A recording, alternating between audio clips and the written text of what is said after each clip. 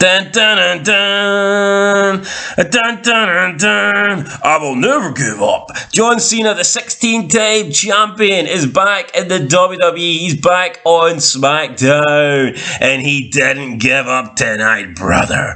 Welcome back, guys, to Fog Wrestling for your SmackDown review for the 30th of December. It is the go-home show, technically, for the entire year of 2022, seen as it is the last show of the year. And what better way to end it than the return of John Cena, Big Match John. When I first seen him tonight, and I know you can't really see him, but let's be honest, we can see John Cena, and we can see that bald spot on the back of his head. But when I first seen him, he like grew his hair out, so I thought he had a hair transplant, but like 2 minutes into the match, and you just realise that the bald spot has got 16 times worse. The 16 times world champion is got a receding patch on the back of his dome, and it just doesn't really look right. You know, it doesn't seem, I don't know, it just doesn't sit right with me not seeing John Cena with a full head of hair. And I know he's always had it like buzz cut for the majority of his career, but seeing this big like bald patch on Cena, man, it doesn't seem right, man. He's got enough money.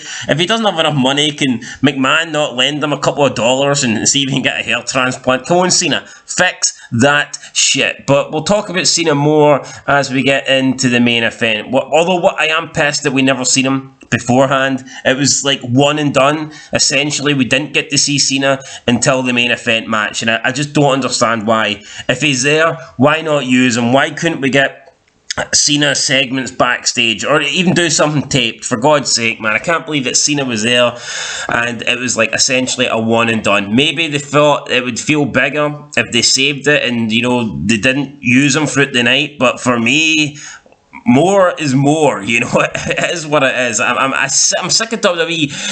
Like, they never give you good shit, and when they do give you good shit, you get it in really small quantities, man. It'd be like if you ordered a pizza and you take your first slice and you dip your slice into the dipping sauce. You take one bite, and then the pizza man snatches it off you, and he's like, "Well, you're not allowed to take another bite until you know, an hour later." And then, like 5 hours later, you take 5 more bites, you eventually finish your first slice, and then the pizza man takes a pizza box back to the fucking pizza delivery shop, and he's like, "Oh, I'll bring the rest of your pizza back tomorrow, and you can have another slice." I mean, fuck that. We've got Big Match John back. Give us Big Match John. Give us John Cena. Don't fucking give us, you know, 15 minutes towards the end where he stands on the apron for the majority of the match. I mean, come on. You look at back at the day. Could you imagine back in the day if they like only used The Rock and Austin like once on Raw?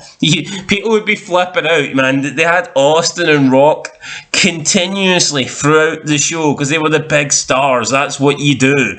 But for some reason, 2022, you can't be doing that. You have to be one and done. Honestly, I don't get the logic. But we kick off with Bray Wyatt, and at this stage, man, I am done with Bray Wyatt. He comes out, "Oh, I'm not a bad guy. I try not to be a bad guy, but I know I'm not a good guy." And then LA Knight interrupts him pretty much straight away. LA Knight's such a good talker, man. It just doesn't fit this feud with Bray Wyatt.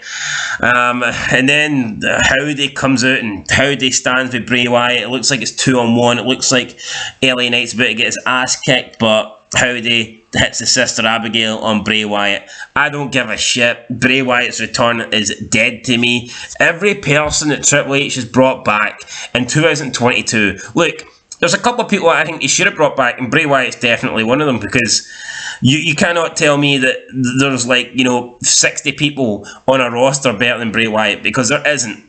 Same with Braun Strowman. He was right to bring Braun Strowman back. He was right to bring Dexter Lumis back. However, all the returns have fucking sucked. You know, you can be right to bring someone back, but you need to do the right stuff with them, or else the return doesn't mean shit. And Bray Wyatt's return is dead to me. So apparently it's going to be Bray Wyatt versus LA Knight at the Royal Rumble in a lights out match or whatever.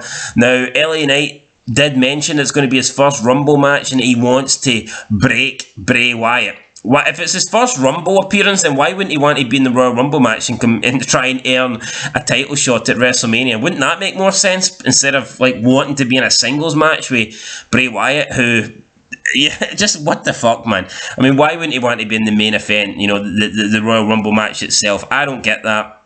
But here, that's what it is. Then we see Sami Zayn, he's walking backstage, he knocks on the Bloodline locker room door. Paul Heyman pops his head out, just meme fucking territory right here for Paul. I'm pretty sure Paul Heyman does this on purpose. He knows what he's doing, sticks his head out like the big walrus that he is. And then Heyman talks about Sami Zayn, about how it's not right that the crowd are chanting Sami. He doesn't think that Roman Reigns, you know, respects that, and then Sami's like, is Roman Reigns upset? And Heyman's like, no, but it's, you know, on the island of relevancy, you need to basically not be popular, so we need to be boring like the rest of the Bloodline. So Paul Heyman was essentially telling Sami Zayn, you can't be entertaining, you're not allowed to do good stuff because the Bloodline are fucking boring, and if you get cheered, then it means Roman Reigns ain't getting cheered. So then Sami Zayn goes in, and he goes in to speak to Roman Reigns, but big garbage, man. Sami Zayn is mad that he's the honorary Uce, but honestly, he is like the standout member of the Bloodline, and if you did take Sami Zayn out of the Bloodline, then it would not be good at all. It would be fucking boring. I mean, it's already boring. It's been going on too long. Roman Reigns has been the champion now for over 800 days. It's just too much, but still, you take Sami Zayn out, man, and this Bloodline thing is dead to me anyway. Then we get Solo Sikoa versus Sheamus. Sheamus has apparently had banger after banger after banger. This didn't really appeal to me, but I just thought it was boring. You know, Sheamus, boring guy. Solo Sikoa, nothing really about him. He's just the enforcer. He's just the guy that enforces the law really in the Bloodline and beats people up. He's like the bodyguard of the Bloodline, and he beats Sheamus with the Samoan spike. So, I mean, paying homage to Umaga, I guess, that was kind of cool. Speaking of paying homage, Michael Cole said rest in peace, and he gave the condolences to Don West's family, and he says that Don West made a big impact in the wrestling business. So there you go, a nice wee pun there for Michael Cole. It was nice to see WWE mentioning Don West. Would this have happened in the McMahon era? I don't know. Now, I don't really like the fact that in recent weeks WWE have been mentioning all these like fucking jobber indie federations. I don't like that, but when someone like Don West has just died, honestly, I don't think there's any harm in like, you know, doing a little pun, cheek and tongue pun there, but Impact Wrestling and Don West. So, I mean, it was alright. It doesn't really boost the rating of the show, but I mean, I guess they gave a wee bit of credit to Don West. Then we got Raquel Rodriguez versus Ronda Rousey for the SmackDown Women's title. And Raquel Rodriguez comes out again. She's flexing her muscles. It's like, who fucking cares? You're not Mark Henry. You're not the world's strongest man. Men don't want that, right? Let's be real. I mean, I know some freaks out there get turned on by Rhea Ripley, the fact that she could dominate them because she's got muscles, right? But most guys don't want that. When most guys look at women, they do not want to see Raquel Rodriguez being like this overly big chick with like big muscles that is like very manly looking, very masculine looking. Guys don't want that, so her coming out and like flexing her, you know, oh, look at her triceps and all that stuff, and oh, look, she's jacked and she's this, and who cares? We don't care. It doesn't matter. If you're Mark Henry and your gimmick's world's strongest man, then yeah, potentially you can come out and you can flex and you can do all that, and that's good, and that's building your character, and that's, you know, that's being impressive and that's showing off. But for Raquel Rodriguez, we don't care if she's got muscles. Honestly, it doesn't do anything for us. So her coming out and doing the wee back pose and, you know, flexing, fucking bullshit, waste of time, man. No one cares. The match with Ronda Rousey wasn't bad. Look, I've gave Ronda Rousey credit. In the ring, she's good. From her first match, she was good. You can't take it away from her. Ronda Rousey is, I would say good's probably an understatement. I would say she's had lots of great matches, considering that she didn't come through as a pro wrestler, considering she's like an MMA person turning wrestler. I would say she's great. For a woman, she's great, right? We've got to be honest. In the ring, Ronda Rousey is great. But on the mic, she is fucking horrendous. I think she is the worst person on the mic. So, they're on the top rope with Raquel Rodriguez. She does like an armbar off the top rope, and Raquel immediately taps out. So that's fine. Raquel taps out. Ronda Rousey retains. Charlotte Flair comes back looking more plastic, looking more fucking botched than ever. And people will say, oh, she hasn't had any surgery. She hasn't had anything done. Bull fucking shit. I mean, I don't think there's any part of Charlotte Flair that's not made of plastic at this stage. But anyway, She gets in the ring, and Ronda Rousey's like, "Oh, you want to challenge me for the belt? Is your shoulder feeling better? Is your arm feeling better?" Then she asks Charlotte, "Does she want to challenge her for the belt at SummerSlam?" And then she tries to correct herself, and she says, "No, Queenie. I mean the Royal Rumble, because that's Summer." What the fuck is Summer? So she got the pay-per-view mixed up. How the hell can you get SummerSlam and Royal Rumble mixed up? And then she's trying to correct herself, and she says Summer instead of Sooner. It's like, what the fuck? I mean, what the fuck? Awful. And then Charlotte's like, "No, I want to challenge you right now." And then Rousey drops the title. She says she's feeling spicy tonight, whatever that means, and she agrees. So Baszler argues basically against Ronda Rousey, says that she shouldn't have to do this match, but Ronda Rousey wants to do it, gives the belt to the referee, and surprise, surprise, Charlotte Flair, big boot to Baszler, big boot to Rousey, spear to Rousey, Rousey counters into the armbar, Charlotte rolls through, grabs the trunks, 1, 2, 3, Charlotte Flair is your new champion, 14-time now women's champion. I mean, what did they do? Does she have to match Ric Flair? Does she have to beat Ric Flair? Can Charlotte Flair not come back and not be champion? And is it impossible for Charlotte Flair to be on the roster and not hold a fucking belt? I mean, it's boring as fuck. I mean, you look at the SmackDown belt and it's literally been passed around between Ronda and Charlotte for God knows how long. And you know what? We always talk about how there's not that many top women in WWE. Well, maybe if they actually gave other women a chance, maybe if fucking the likes of Charlotte Flair didn't constantly hog the title, then other women would get a chance, and maybe they could create new stars, maybe they could create new female main eventers. But no, they continuously do the same shit. They keep giving the belt to Charlotte Flair, man. And who at this stage enjoys Charlotte Flair? Nobody. And she got cheered and people are happy because Ronda's lost the belt and people can't stand Ronda, but we went from one shit champion to another, so I don't see what's to like about this. Then we go backstage. Honestly, we had about fucking 14 jobbers backstage in the locker room arguing about how Top Dollar couldn't fly over the top rope. Ricochet says, "See, I make it look easy, and big guys like you just flop." And then Top Dollar challenges him to a match. He shoves him. Then next week we're getting Top Dollar versus Ricochet in a Royal Rumble qualifier. Obviously, Ricochet is going to win that. So, I mean, what's the point of having the qualifier? Seriously. Then we go into the Bloodlines locker room. Roman Reigns and Sami Zayn are talking. They're having a few laughs.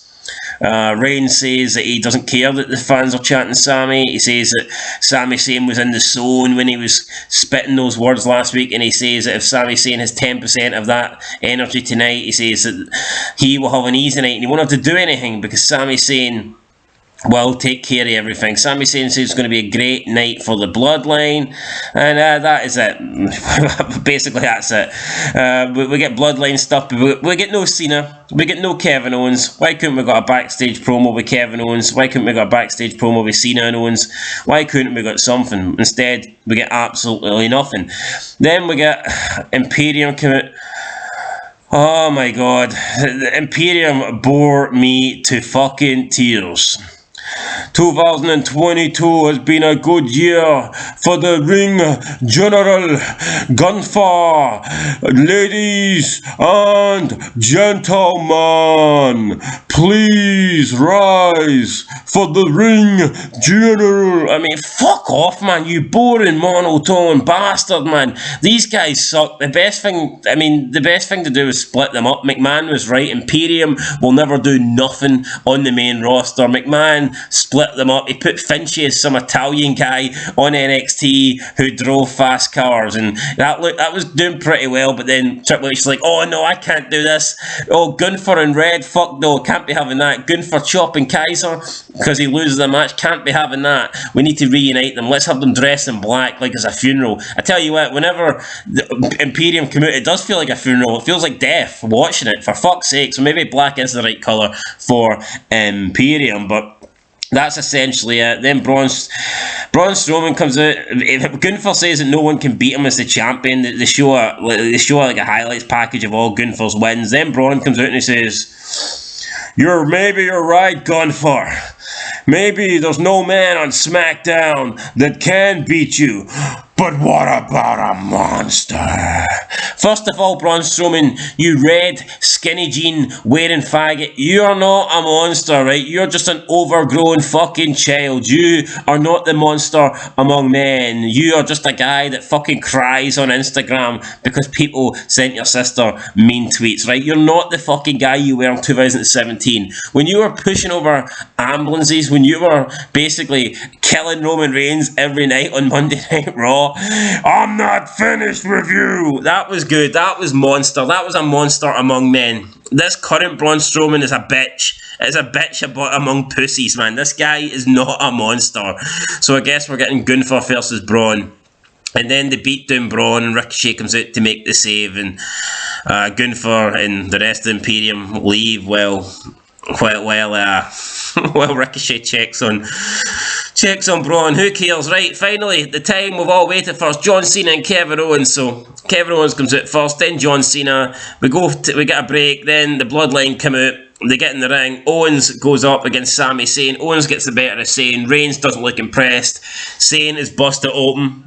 Reigns gets tagged in, then Reigns goes up against Kevin Owens. We go to another break. We come back for the break. Cena's still not been tagged in yet. We've seen 2 breaks and Cena's still not made the tag. Cena holds his hand out for the tag, but Roman Reigns pulls him off the apron and attacks him on the outside. Then Roman Reigns goes for a spear on Owens. Owens ducks and Reigns hits his shoulder into the ring apron.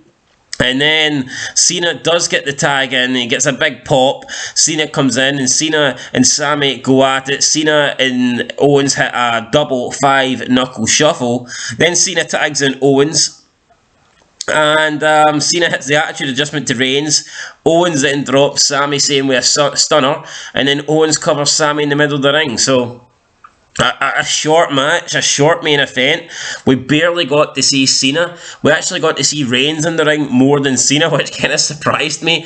But yeah, all the build-up, all the hype for this, and it just did not deliver. And honestly, as soon as Cena got in the ring, Cena and Owens pretty much just buried the Bloodline, like they fucking did. I mean, Cena got the hot tag, man, and it was like the 5 moves of doom all over again, man. Roman Reigns and Sami Zayn just got completely squashed. So that's how it ended, man. I wasn't impressed with SmackDown. I was excited to see Cena come back, but it wasn't great. Hopefully he gets a hair transplant. That would make me feel a wee bit better. Hopefully Charlotte Flair drops the belt next week. That would make me feel a wee bit better. Hopefully fucking Scarlett Bordeaux walks out naked next week. That would make me feel a hell of a lot better, but I doubt that's going to happen. It's time for the rating, though. What will I give it? You know what? The opening segment, as much as Bray Wyatt just does not interest me, it wasn't that bad. It was nice seeing the main event. It felt big. Look, I don't think it delivered. I think it was underwhelming, but it had a big match feel to it, right? You could not help but watch it. You couldn't take your eyes off it, right? It felt important, even though there was no titles on the line. Cole said it was the most important match of the year, and that, I think you can make a case for that. It did feel important, and that's because of who's in the match. So, you know, I will give that credit. I thought Ronda Rousey and Raquel Rodriguez was a decent match. I would have probably just gave Raquel the belt. Honestly, bringing Charlotte Flair back, what was the need? And to have her win, just a disaster. You know what? We will give Raw... What are we going to give Raw? And Paul Heyman sticking his head out the door, by the way, as well. I'm going to give it a point for that, because that was funny. You know what? We'll give SmackDown a 3. A 3 out of 10. Pretty much was built on the Cena tag team match, and for me it didn't really deliver. Disappointed we didn't get to see more Cena throughout the night, but still, it was okay. It was alright. It wasn't horrible.